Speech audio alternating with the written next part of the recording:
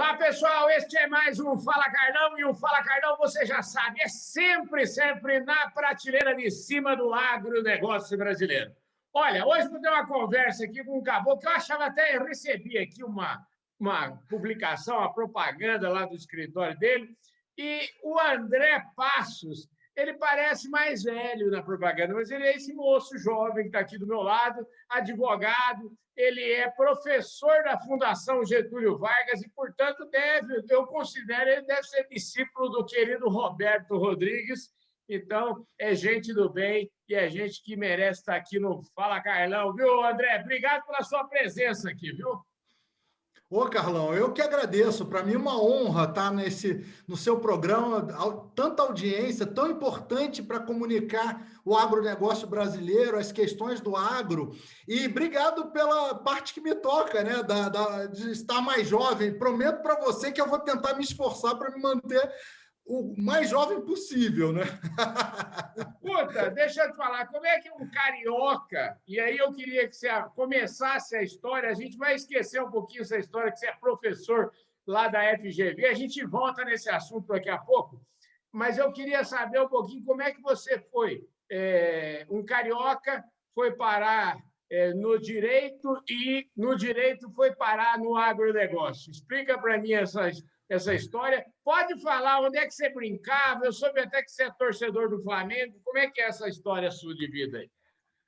Pois é, Carlão. Aliás, carioca de nascimento, né? E caipira e do interior de São Paulo de coração e torcedor do Flamengo, não tenha dúvida, né? O Mengão é nosso time de coração. Mas essa é a situação, né, da vida, né? E eu, desde muito novo, né, fui estudar direito, era meu sonho da minha família, né? Meu pai sempre apoiou bastante isso.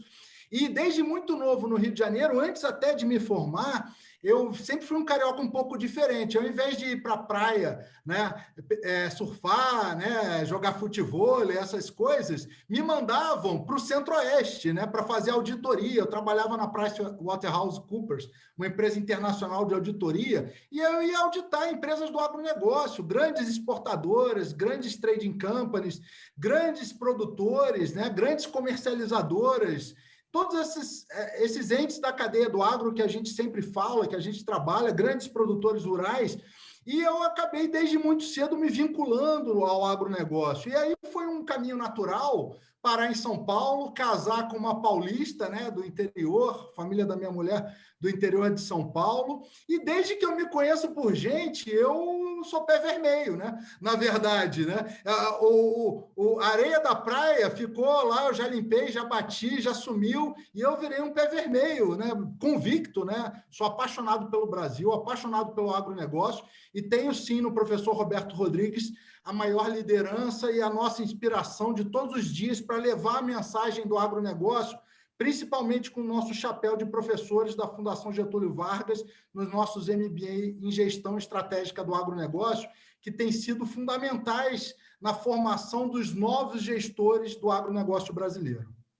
Escuta, você deu um salto muito grande. Eu gosto sempre de saber o seguinte: onde é que você brincou quando era criança, viu? Você falou do seu pai, o seu pai é da área do direito? Fala um pouquinho para mim das suas raízes. Não, meu pai nunca foi da área do direito e eu brincava, e o meu quintal era fazenda. Meu pai foi criado numa fazenda no norte fluminense, veio muito pequeno para o Rio de Janeiro, chamada Fazenda da Cruz, né?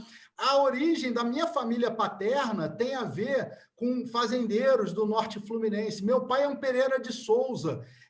Washington Luiz Pereira de Souza, presidente do Brasil na década de 30, né, era tio bisavô do meu pai, né? E aí meu pai sempre teve esse abraço, né? E a gente sempre foi muito criado próximo nas coisas do agro, né? Meu pai sempre falou muito da infância dele, sempre quis que eu fosse agrônomo, na verdade, né? E o meu quintal tinha um cavalo, né, pequenininho lá em casa, né? Mesmo já morando no Rio de Janeiro, eu morava na zona rural do Rio de Janeiro, em Jacarepaguá. Meu pai comprou um cavalo, amarrou no terreno do lado. Eu adorava brincar com aquele cavalo, né? Adorava jogar bola com os meus amigos na rua, e a paixão pelo Flamengo veio disso aí, né? Jogando bola no terreiro, lá numa zona rural do Rio de Janeiro ainda, essa vinculação a minha família paterna, né, que tinha a ver com agronegócio no norte fluminense, cana, leite, tudo isso. E legal, Carlão, o Flamengo, eu estudei na UERJ, Universidade do Estado do Rio de Janeiro, fiz direito lá. E é o complexo do Maracanã. Então, isso eu vou confessar para você, dia de prova, quando tinha jogo do Flamengo, aquele barulho da torcida entrando no Maracanã, eu fazia o mais rápido possível a prova, passei, graças a Deus, em todas, e saía correndo para o Maracanã para ver jogo do Flamengo. Então, essa coisa do Flamengo está umbilicalmente ligada ao direito e às raízes também aí da infância e do convívio com a minha família paterna, que tem tudo a ver com agronegócio. Maravilha. Agora sim a gente colocou os pingos nos is, agora então a gente pode seguir a nossa prosa aqui. E como é que você veio parar na Fundação Getúlio Vargas? Fala para mim. Então, a questão acadêmica, para mim, sempre foi muito importante, né? Eu sempre gostei muito de atuar como advogado, mas eu sempre quis devolver para a sociedade, sob a forma de ensino, né, o que eu recebi. Né? Eu estudei numa faculdade pública, então a gente tem aquele espírito de devolver para a sociedade aquilo que a sociedade investiu da gente, até porque as faculdades públicas são custeadas com dinheiro público. Né? E eu sempre tive essa vontade. E por conta dessa vinculação ao agronegócio, surgiu essa oportunidade de lecionar na Fundação Getúlio Vargas, e um convite da Fundação Getúlio Vargas, com o professor Roberto Rodrigues capitaneando a fundação, e dos meus coordenadores queridos lá da fundação, o Evandro, o Fábio, o Felipe já foi, né? Coordenador direto, não dá para recusar, né? Viajar por esse Brasilzão de meu Deus, né? Do Oiapoque ao Chuí, falando de agronegócio, conhecendo, olhando no olho de cada produtor, de cada jovem que está buscando se especializar em gestão e levando essa mensagem que o professor Roberto Rodrigues tanto nos inspira a levar, não dá para resistir a esse convite, Carlão. Então, assim, esse chapéu é uma paixão muito grande nossa, né? E uma coisa que a gente acabou surgindo o convite, e não é um convite, é uma convocação. A gente vai lá e cumpre. É verdade. O convite do Roberto não é um convite, realmente é uma convocação. Tem que estar lá presente. Aliás, o Roberto já me falou em várias entrevistas que nós já tivemos a honra de fazer com ele. Sempre ele tem um orgulho muito grande aí do time da Fundação Getúlio Vargas, André. Agora, conversando com você, eu já estou ficando mais próximo, já consigo entender melhor ainda o Roberto, viu? Nada. A gente, na verdade, não tem como, né? Ele coloca o sarrafo lá em cima, né? A gente tem que sair correndo atrás para poder atender as expectativas que ele coloca. E o professor Roberto é sempre um inovador. Ele é sempre o primeiro a abraçar as inovações e o primeiro a abraçar os desafios, né? Então, ele leva para a gente essa inspiração e essa necessidade da gente continuar aí essa obra dele e seguir na mesma toada, né? Isso é muito legal, é muito gostoso de fazer. E eu agradeço muito a sua fala, porque isso mostra que o que ele anteviu e o que ele está fazendo e a obra que a gente procura levar adiante é uma obra fundamental aí para o agronegócio brasileiro. Olha, você como professor aí na FGV, imagino em esses cursos de extensão todos que a FGV tem aí espalhados, eu acho que vocês devem manter contato muito próximo com as novas gerações do agronegócio, né? E se tem uma coisa que o Brasil é importante para o Brasil, e eu acho que isso diferencia, inclusive, o Brasil de outros países, é que o Brasil, realmente, os jovens hoje estão todos, na verdade, saíram para estudar e está todo mundo voltando para a roça, né? Está todo mundo antenado com a roça, uma roça extremamente, vamos dizer assim, tecnificada, usando tecnologia, usando inovação. Qual que é a sua percepção disso tudo, André? Carlão, excelente colocação. Isso aí, a garotada que está vindo do agronegócio, né, a terceira, a quarta geração daquelas famílias que desbravaram o Cerrado Nacional, ou na sexta, sétima geração daquelas famílias que vieram no café, os imigrantes italianos aqui do interior de São Paulo, no Rio Grande do Sul mesmo, né, e tal. é belíssimo esse trabalho, porque essa moçada, ela está abraçando o agronegócio, cheia de propósito, cheia de ideal, de transformar o agronegócio brasileiro. A grande transformação do agro a gente acompanha nessa potestade que ele é hoje, né, foi feita dentro da porteira. E esse pessoal está adicionando tecnologia dentro da porteira. E é muito gratificante que essa missão, como educadores, que a gente executa, né, de treinar essas gerações, de ajudar a assentar para essas novas gerações bases sólidas, teóricas, de gestão no campo, porque eles estão sedentos por isso, né? Hoje, o paradigma da gestão é fundamental, não só a gestão tecnológica, como a gestão agronômica, né? A agricultura de baixo carbono, né? Todas as técnicas agrícolas de integração lavoura-pecuária e gestão, principalmente. Eu costumo brincar que depois da porteira tem financiamento, tem gestão, né? Tem toda a parte jurídica, né, que a gente lida como professores e lida lá no escritório, no Passos Estica Advogados, com vários clientes, estruturando esses processos de sucessão empresarial, estruturando projetos, né, de financiamento, de transformação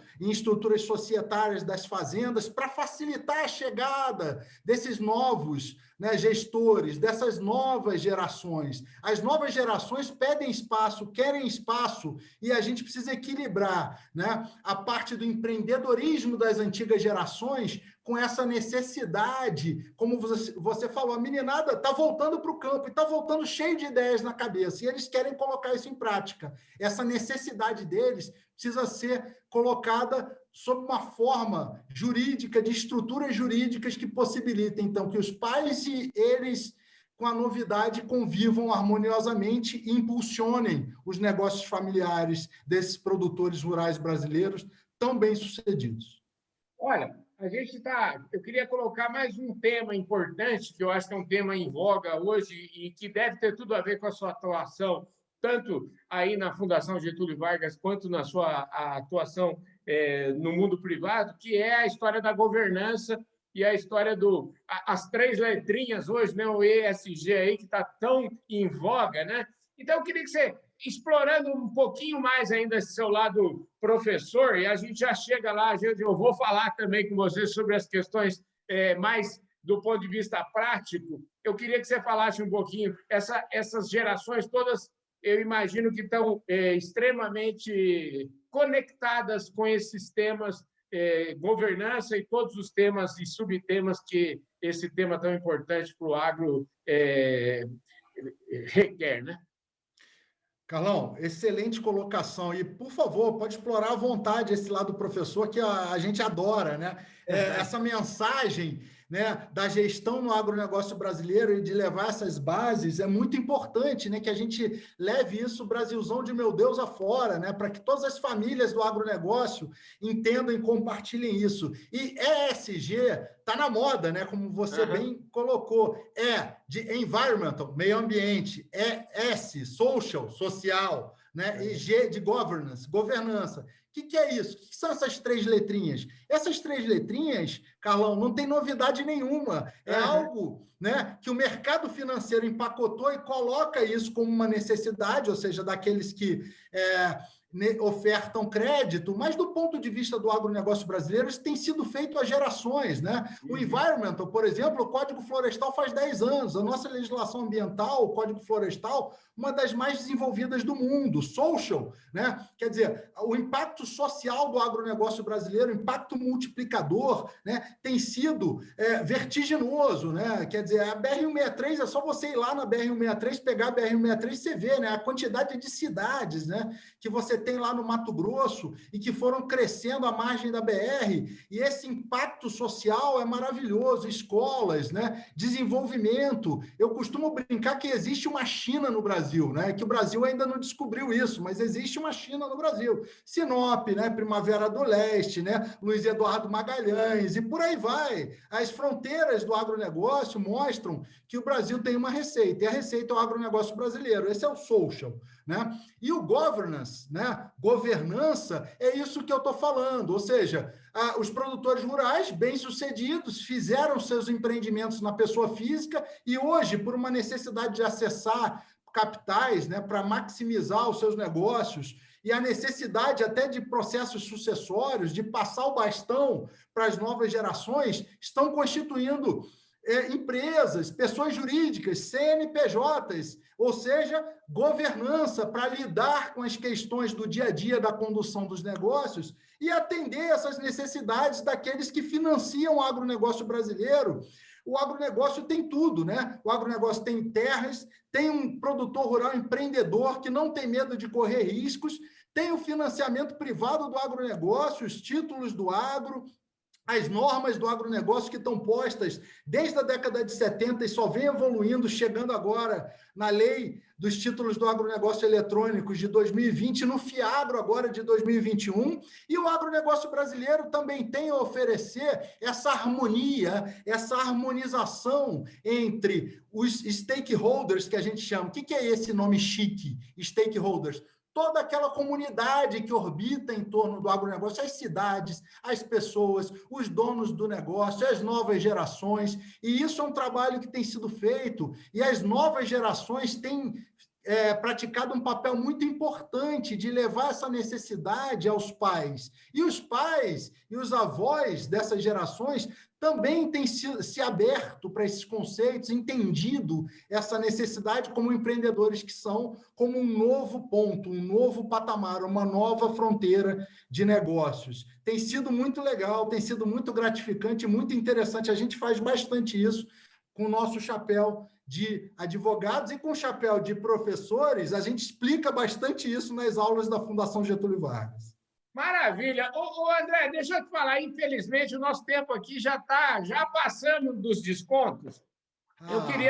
Eu queria agradecer a sua presença aqui, dizer que eu acho que todo mundo que está vendo essa entrevista aqui, a gente tem muito produtor que assiste o nosso programa, nós estamos aqui.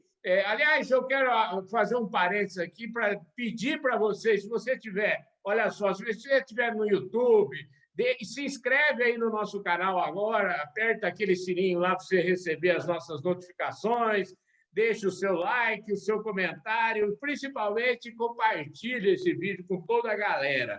Agora é o seguinte, se você é daqueles que também gosta só de ouvir, não gosta muito de ficar, já enjoou da minha cara e gosta mesmo de pôr um fone no ouvido enquanto está na esteira escutando, procura a gente também lá nas plataformas de áudio, que você vai achar todas as principais plataformas de áudio. O Fala Carlão também está lá. Agora é o seguinte, a galera, viu, o André, eu acho que depois dessa entrevista aqui, os produtores rurais que estão nos vendo aí, especialmente aqueles da audiência nacional e internacional do Canal do Boi, eles devem estar pensando, pô, esse cara aí é professor, mas ele é um professor prático, um professor da FGV, não é um professor que conhece geografia, conhece a geografia do agronegócio, mostrou que conhece as cidades, enfim.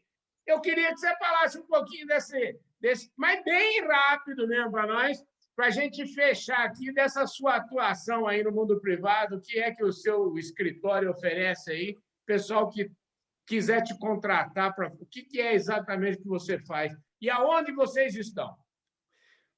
Carlão, obrigado aí pela pergunta. Bom, com o chapéu de advogado, a gente atua no Passos e Estica Advogados. É um escritório especializado em agronegócio. A gente atende desde o produtor rural até as empresas de revenda, as empresas de comercialização, as trading companies, as empresas que financiam o agronegócio, estruturando contratos, operações, assessoria na parte fiscal, assessoria na parte de eventuais discussões judiciais e tudo isso. E o que a gente faz é colocar na prática, como você bem notou, né, esse conhecimento que a gente desenvolve, as discussões que a gente desenvolve no nosso viés acadêmico, na prática, em benefício do produtor rural. O escritório tem unidades em São Paulo, Ribeirão Preto e Goiânia, né? Não podia ser diferente, né? A gente está no agronegócio, nós somos do agronegócio e chama-se Passos e Estica Advogados. Seria uma honra se ao algum dos seus web espectadores ou telespectadores nos procurasse, eu teria o maior prazer em atender, dar as diretrizes que fosse, ajudar para que a gente possa fazer esse agronegócio brasileiro sempre melhor e ter o desafio, né, que é o desafio de alimentar o mundo, que é um desafio que a gente se propõe a ajudar a estruturar sob a batuta, né, sob o nosso trabalho de advogados. Ô, pessoal, é o seguinte, vocês viram aqui que aqui não dá cuidado, não. O povo é sempre da prateleira de cima. Eu conversei hoje aqui com o André Ricardo Passos de Souza, que é professor da Fundação Getúlio Vargas, é advogado, tem um escritório dele, enfim, deu uma aula aqui para a gente, como não poderia deixar de ser. Ô, André, super obrigado pela sua presença aqui no nosso Fala Carlão, viu? Carlão, a honra toda minha. Esse programa de total audiência no Brasil e no Brasil do agronegócio. Um abraço, muito obrigado. É isso aí, pessoal. Esse foi mais um Fala Carlão, sempre na prateleira de cima do agronegócio brasileiro. Um forte abraço a todos vocês. Eu vejo todo mundo no nosso próximo programa. Valeu, gente. Fui!